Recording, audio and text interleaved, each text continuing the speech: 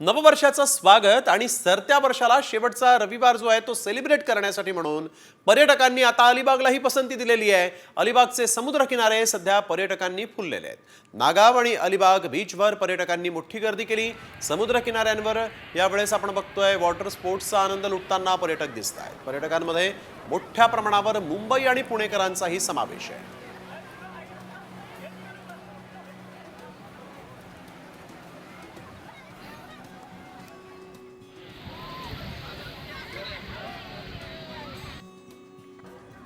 तर सरते वर्ष 2024ला निरोप देण्यासाठी या नववर्षाच्या स्वागतासाठी पर्यटक सिंधुदुर्गात दाखल झालेले आहेत। मालवण, देवगड तसंच वेंगुर्ल्यातील समुद्र किनाऱ्यावर पर्यटकांनी गर्दी केल्याचं दिसून येत आहे। स्वच्छ समुद्र किनारे आणि आपण बघतोय मालवणी जेवणाचा आस्वाद घेण्यासाठी म्हणून पर्यटक नेहमीच कोकणाला पसंती दर्शवत आहेत।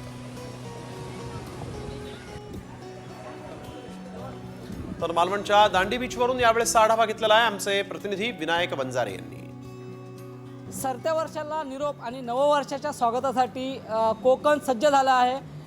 कोकणात मोठ्या संख्येने पर्यटक हे नवीन वर्षाच्या स्वागतासाठी दाखल झाले आहेत। आपण माझ्या पाठीमागे बघू शकतो इथे मोठ्या संख्येने पर्यटक दाखल झाले आणि मनसोक्त असा आनंद इथे लुटताना पर्यटक पाहायला मिळत आहेत। नववर्षाचं स्वागत करण्यासाठी कोकणात मोठ्या संख्येने हे पर्यटक दाखल झाले आहेत। आपल्यासोबत काही पर्यटक देखील आहेत। आम्ही सातारावरून आले, सातारा कार्डवरून मालवणला आम्ही दरवर्षी येत असतो। 31 डिसेंबर 1 जानेवारीला आम्ही कायमस्वरूपी इकडं असतो।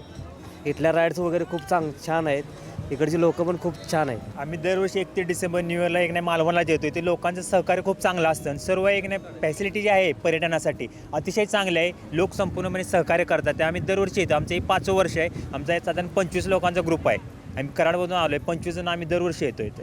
कोकण खूप भारी आहे। इथल्या ॲक्टिव्हिटी, इथले जेवण, निसर्ग खूप छान आहे। विनायक वंजारे, साम टीव्ही न्यूज, मालवण, सिंधुदुर्ग।